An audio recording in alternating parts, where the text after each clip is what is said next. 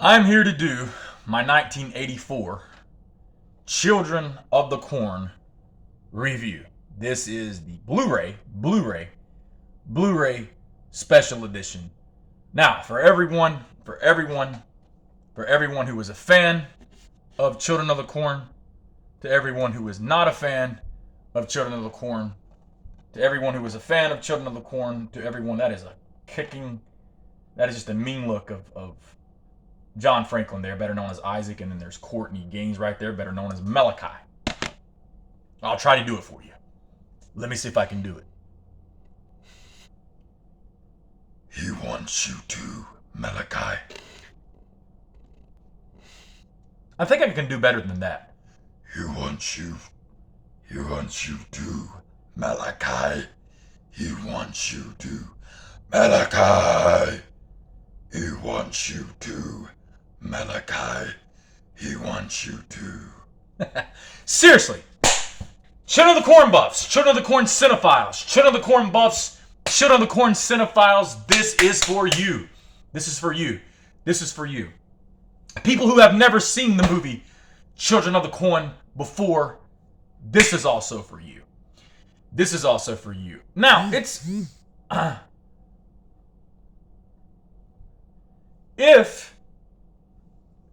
if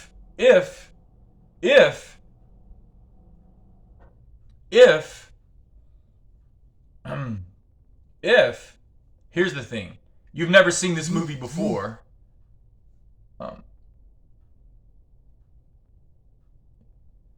if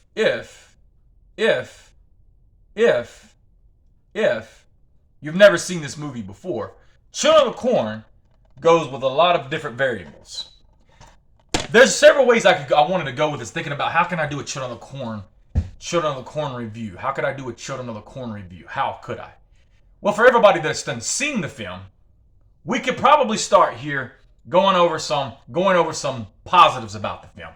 If you're looking for a horror film, if you're looking for a horror film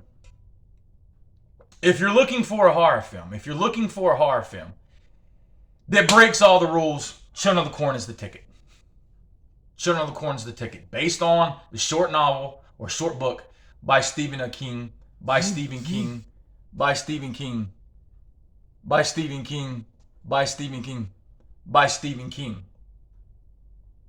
of the Corn is based on that short novel. We could start here, though. Who is he who walks behind the rose? Who is he who walks behind the rose? Who is he who walks behind the rose? He who walks behind the rose, it was not revealed to the 2009 remake who he who walks behind the rose is. So you've been watching the movie, you've been watching, if you've watched all the sequels, Final Sacrifice, Urban Harvest, you know what I mean, The Gathering, Fields of Terror, Children of the Corn 666, Children of the Corn Revelation, Genesis, Runaway. Who is he who walks behind the rose? He who walks behind the rose is, he who walks behind the rose is, he who walks behind the rose is, he who walks behind the rose is the God of the Old Testament. The God of the Old Testament. Definitely not God Yahweh. You know what I mean? For those who might study our three world religions like Islam, Judaism, and Christianity, he's definitely not a righteous God. But if you really think, you really study hard, probably God, the God Baal. Baal influenced a lot of children in the Old Testament, and they were young people that were killing and murdering adults. So probably that God. It's just Children of the Corn speaks for itself. The atmosphere was good. Usually in horror films, right?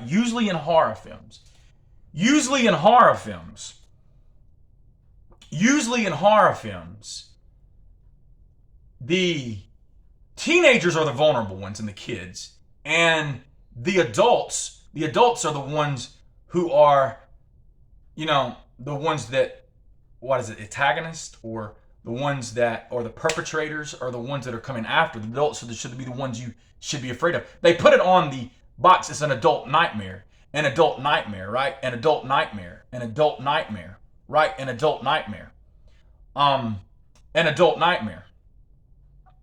nightmare. So Children of the Corn breaks all the rules. If you're looking for two characters that are very smart And because they didn't break any of the rules, they lived. Linda Hamilton, Linda Hamilton, Peter Horton, Linda Hamilton. They didn't, there was no premarital sex at least while the camera was rolling. No premarital sex, no rock and roll, no drugs. I think Peter Horton had one scene where he was smoking a cigarette. But I guess horror films don't consider nicotine, and I can't stress nicotine well enough, nicotine as a drug. Even though we could, and it's just a drug, it's not a drug, it's a drug. However, they lived. The tone is creepy in the very beginning. Come on, let's talk. Everybody wants to argue the fact that Scream, that the opening act of Scream, the opening act of Scream, the opening sequence of Scream, the opening sequence of Scream is the best opening to any horror film. I have to disagree with that. I have to say that Children of the Corn, 1984 Children of the Corn, is the best opening to any horror film I've ever seen, in my honest opinion. People have their opinion, I have mine. People have their opinion, I have mine. People have their opinion, I have mine. People have their opinion, I have mine. So here's the thing about that. Their opinion, I have mine. Children of the Corn, you gotta know that it's creepy, right?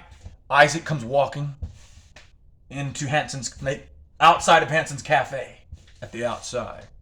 You see Malachi Boardman over there. That's his name, Malachi Boardman. Isaac Kroner playing on the pinball machine. He nods at Isaac. Why? Joby's like, you want your usual? Yeah, chocolate shake. There you go. And Joby's like the only one getting in the sense in here that something's not right up in here. Everybody else is like, the dad's on the telephone. They're all drinking their coffee. It's been poison. It's been poison. I can't stress poison well enough. Poison. Joby's the only one that's getting the sense something's not right. He looks over at Malachi, and Malachi nods back at him like, yeah, this is getting ready to go down. They lock the door and they go Columbine on those adults. And they use the Hitchcock effect. For those who don't know what the Hitchcock effect is, you see the knife going, but you don't see any penetration. They leave it up to the imagination of the viewers to say, what's going on here? Not like Saw. Not like Saw here. That Saw was a gore fest. And I'm not really a big, I got every single one of the Saws, but I'm not really a big fan of the Saw. A lot of gore fest, But if you want a good horror film where the characters are smart, they use some knowledge, they do what they should do. They get to the root of the problem. How do we solve this? You want some smart characters. You don't want the typical drug, sex, and rock and roll horror film, drugs and sex and rock and roll horror film, the typical, stereotypical drug, sex, and horror film, drug, sex, and horror film. Children of the Corn is your ticket. It is your ticket. On to the negatives. R.G. Armstrong. I love you, man. R.G. Armstrong. But what were they thinking? The old man. For those of you who don't know who R.G. Armstrong is, the old man. You know what I mean? Comes out there. Sarge, up at that number 16. The dog comes over to R.G. Armstrong and holds it, gives him I know this is a calm. I'm just trying to imitate a ranch. Ain't that about the third card in the month? This road's becoming a regular highway. You know what I mean? We know what to tell him, don't we, boy? Floodlights ain't worth a damn. Blow over an old fart. What's that? Who's that? Who's there? I didn't say nothing to him. I swear it. I kept my bargain, just like always.